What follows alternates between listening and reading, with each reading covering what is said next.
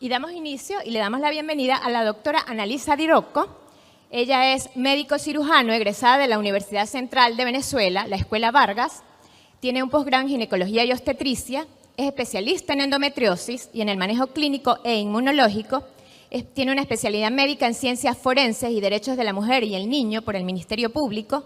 Tiene un posgrado en psiconeuroinmunología clínica, en programación neurolingüística en Europa, Universidad de Salamanca, España.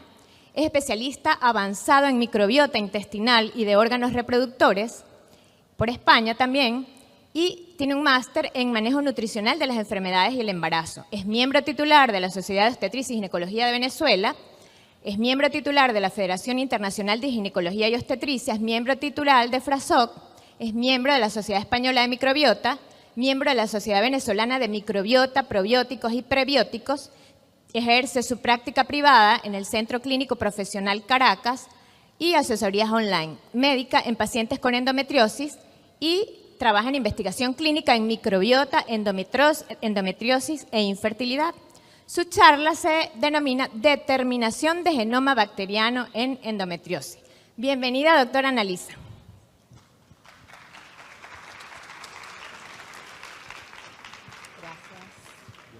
En este momento vamos a hablar del genoma bacteriano, cómo mirarlo, cómo determinarlo, qué es y cuál es su relación de estos microbios con patógenos o amables con nosotros, en los cuales van a poder generar endometriosis. No hablaremos de endometriosis porque más adelante hay un simposio sobre él, pero es una enfermedad que cada día vemos muchísimo más en nuestras mujeres, en la que nos preocupa por la calidad de vida tan deteriorada que ellas pueden tener, en el número de reintervenciones a las que pueden estar sometidas y en todo lo que implica, tanto personal como socialmente, para cada una de ellas. Por lo tanto, vamos a mirar un poquito más allá y yo los invito a que abramos nuestra mente y que simplemente podamos entender en algún momento por qué, cómo, toda esta cantidad de eventos que están ocurriendo aquí adentro, cuando normalmente nuestros macrófagos y nuestro sistema inmune debería de poder desinflamar aquellos procesos o fagocitar aquellas moléculas o aquellas células endometriales o sangre que cae dentro de nuestra cavidad peritoneal para poder ser reabsorbida y no producirse toda esta gran síndrome adherencial, inflamatorio, de neovascularización tan importante. Entonces las invito a pensar que sería demasiado básico pensar que el drama que está ocurriendo dentro del abdomen de nuestras pacientes no pueda tener un origen multifactorial, que en este caso vamos a tratar el origen debido a las bacterias y a sus productos que ellos producen, ¿ok? Entonces vamos a ir un poco más allá de lo visible y entrando en la microbiota y su genoma bacteriano. Cada vez hay mayores estudios en los que podemos mirar para cómo poder estudiar esta microbiota que está influenciando tanto en nuestra salud inmunológica, señalizando los diferentes macrófagos, sustancias interleuquinas, factores de necrosis tumoral, factores kappa beta, etcétera. Cómo intervienen a través de algo que se llama estroboloma en la reabsorción o no de los estrógenos a través del eje intestino, hígado y órganos reproductores, cómo influyen en nuestro metabolismo. No vamos a ahondar muchísimo en esto en aras del tiempo, pero sí vamos a mirar que si bien en nuestro intestino tenemos una amplia diversidad de microbios y de microbiota, en nuestros órganos reproductores deberíamos de tener una muy baja diversidad, generalmente solamente basada en lactobacilos, en algunos hongos y en algunos otros pocos microorganismos. Pero cuando se pierde el equilibrio y ya no estamos dominadas por Lactobacillus crispatus, que nos van a ayudar a que no a bloquear las membranas para que no haya una adhesión en ellas de bacterias patógenas que puedan entrar, producen compuestos antimicrobianos y se congregan alrededor de los patógenos, disminuyendo su efectividad y produciendo sustancias bactericidas. Luego hay algunos productores de agua oxigenada y de ciertos ácidos orgánicos también, inhibiendo algunos también el Lactobacillus rhamnosus, muy importante para el crecimiento de los hongos, igual que el Crispatus, y el Lactobacillus gasseni, que también nos produce un buen ambiente allí. Pero, ¿y qué tiene que ver el intestino y la microbiota con la endometriosis?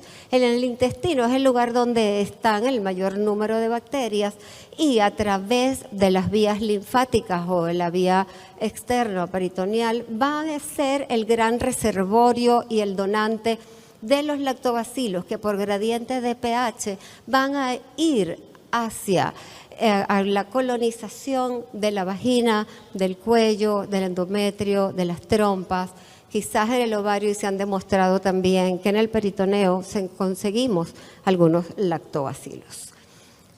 Desde la psiconeuroinmunología clínica, no nos conformamos con mirar la foto del paciente, la patología que tenemos, una endometriosis, pero ¿qué hay detrás de eso? ¿Qué mujer está detrás de eso? ¿Cuál es el contexto en el cual ella ha estado? ¿Cuáles son los factores que ahí influyen? Y si lo miramos desde lo que nos atañe en este momento, que es una microbiota sana, vamos a encontrar que ella va a señalizar un sistema inmune sano en el cual se van a activar los macrófagos pudiendo fagocitar las células endometriales que van a pasar al endometrio al peritoneo, o a las trompas producido por una menstruación retrógrada que puede ser fisiológica. También este buen funcionamiento de las barreras intestinales va a producir que también tengamos un ambiente peritoneal normal y estable, produciéndonos salud. Igual vamos a tener un estroboloma normal. Brevemente, el estroboloma son el conjunto de bacterias productoras de beta-glucuronidasa encargada de que podamos volver a reabsorber algunos de los estrógenos. Ya vamos a explicar más adelante, cuando hay una alteración de ese estroboloma, qué es lo que va a ocurrir dentro de estas pacientes. Entonces, vamos a vincular definitivamente a las bacterias con la endometriosis. Hay muchísimas evidencias científicas y muchísimos trabajos que se están haciendo y, bueno, invito ahora y voy a volver a invitar al final de que nosotros también lo hagamos acá en nuestros países, en Latinoamérica y acá en Venezuela, en la cual estamos mirando que en los estudios hay evidentemente una alteración en la composición de la microbiota en mujeres con endometriosis comparada con mujeres sanas. Sobre todo la parte de las enterobacterias, la Escherichia coli, los estreptococos en los que más estamos viendo, y los enterococos fecales. Por lo tanto, ya habíamos comentado brevemente en que estas bacterias producen lipopolisacáridos, los cuales van a aumentar la respuesta proinflamatoria de interleuquinas, de factores kappa beta, de factores de necrosis tumoral. Poniendo acá, porque es importante saberlo, no solamente mucho conversamos de lo que es la permeabilidad intestinal y de lo que es el leaking gut y de la inestabilidad de las barreras.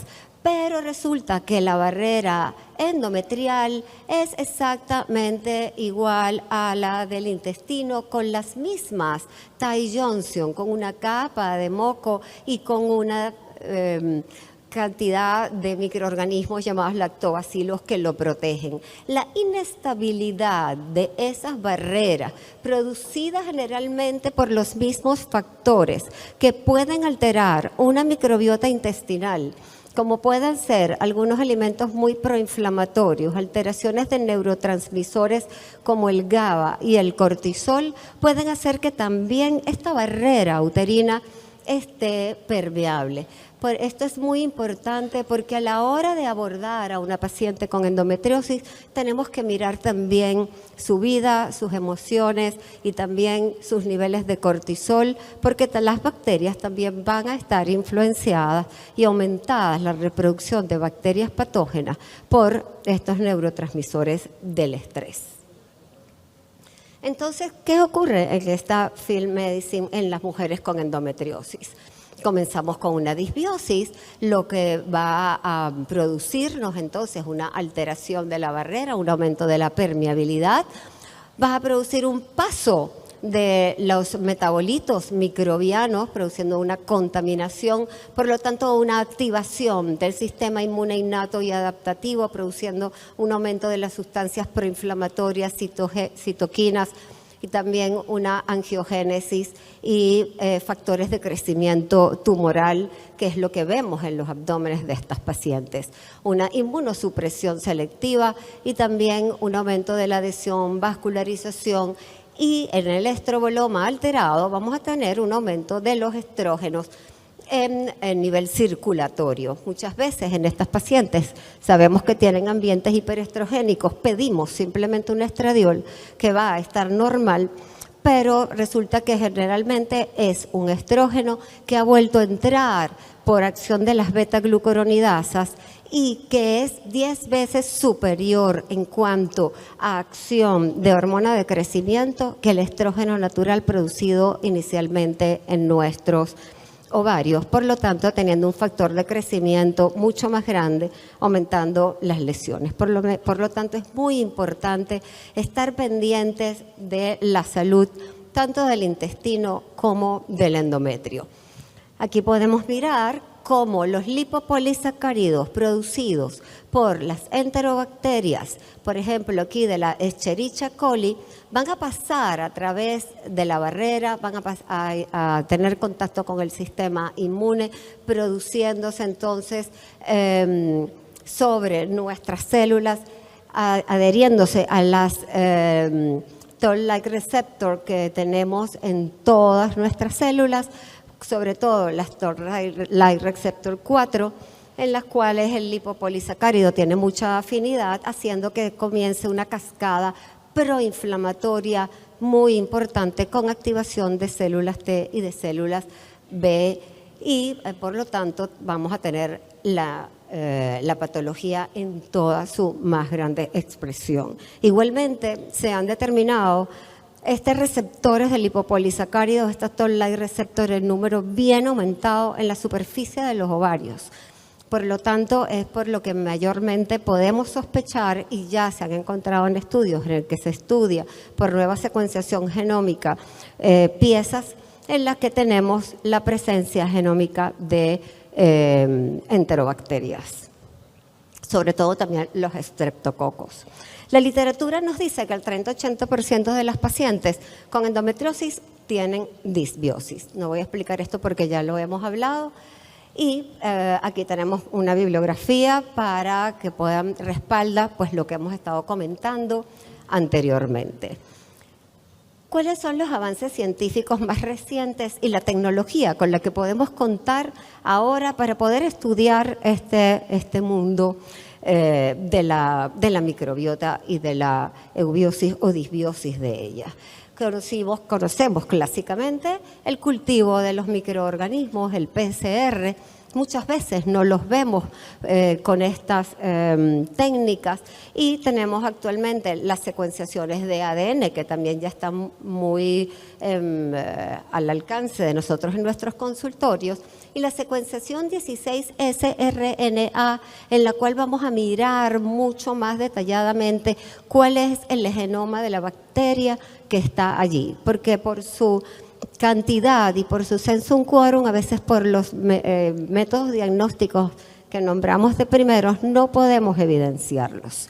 Y luego hay unos estudios mucho más avanzados, que es el Shotgun Metagenomic Sequencing, que se utiliza todavía en investigación.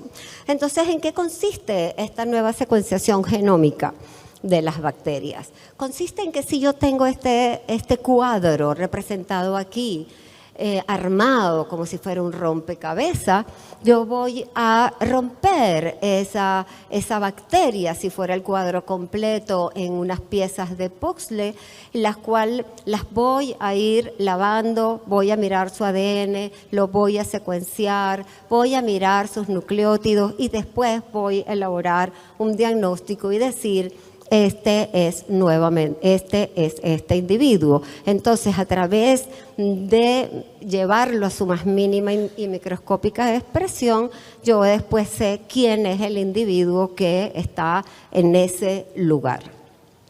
Aquí tienen, pues, brevemente la parte pues, tecnológica.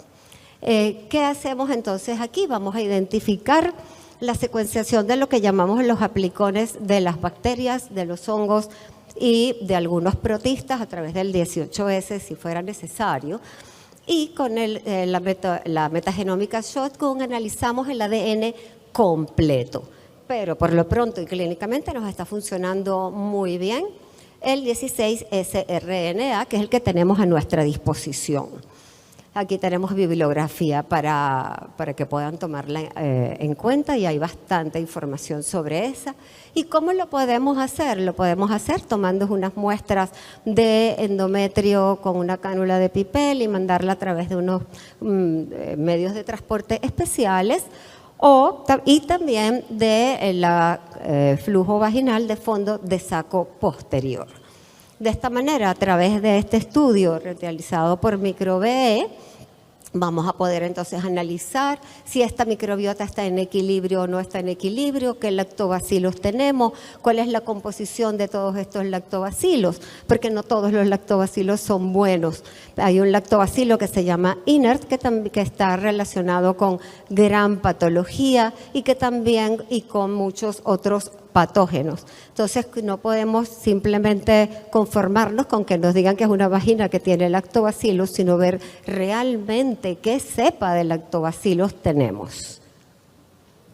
Este es el estudio que consiste en recopilar la muestra, en hacer la secuenciación del ADN bacteriano de la muestra e informar lo que estamos encontrando. Aquí tenemos un ejemplo de casos clínicos en los cuales, por lo menos en esta paciente, tiene Lactobacillus sp, no tiene Lactobacillus inert, pero tiene gran cantidad de patógenos, Gardnerella, Hatopobium, y en este otro caso, pues hay una diversidad muy grande, tanto en vagina como en endometrio, por lo tanto, hay una vagina y un endometrio muy disbiótico en esta paciente.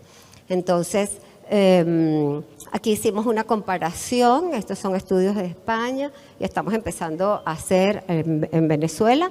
Son estudios ahorita todavía muy preliminares y les invito porque todos debemos y podemos hacer eso si está en nuestra disposición y en la parte económica de nuestras pacientes, para que tengamos cada vez más data para poder hacer un abordaje mucho más personalizado en nuestras mujeres.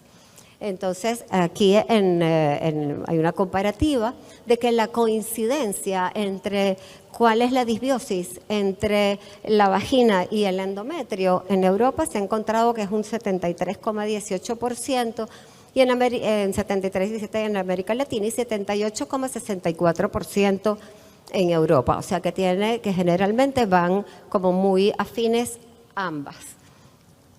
La distribución de casos en cuanto a, tenemos 148 casos de 280 en Latinoamérica, en las cuales son bióticas y 122 con disbiosis, otras con disbiosis patológica. Estas son disbiosis en las cuales tenemos Lactobacillus inert y estas son no clasificados porque probablemente son bacterias que no tiene sensibilidad la muestra con la que los estamos procesando. Luego tenemos la distribución en Europa.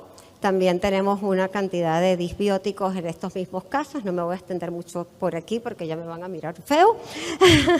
Y luego aquí tenemos una proporción de los lactobacillus inert y Gasseni. Estamos viendo que tanto en Europa tienen muchos menos lactobacillus inert y muchas más bacterias patológicas, y en América Latina tenemos gran cantidad de lactobacillus inert. Luego también hay una diferencia significativa entre Europa y Latinoamérica, en la cual ellos tienen muchísimos más patología por Lactobacillus iners y en cambio en Latinoamérica no hay tanto.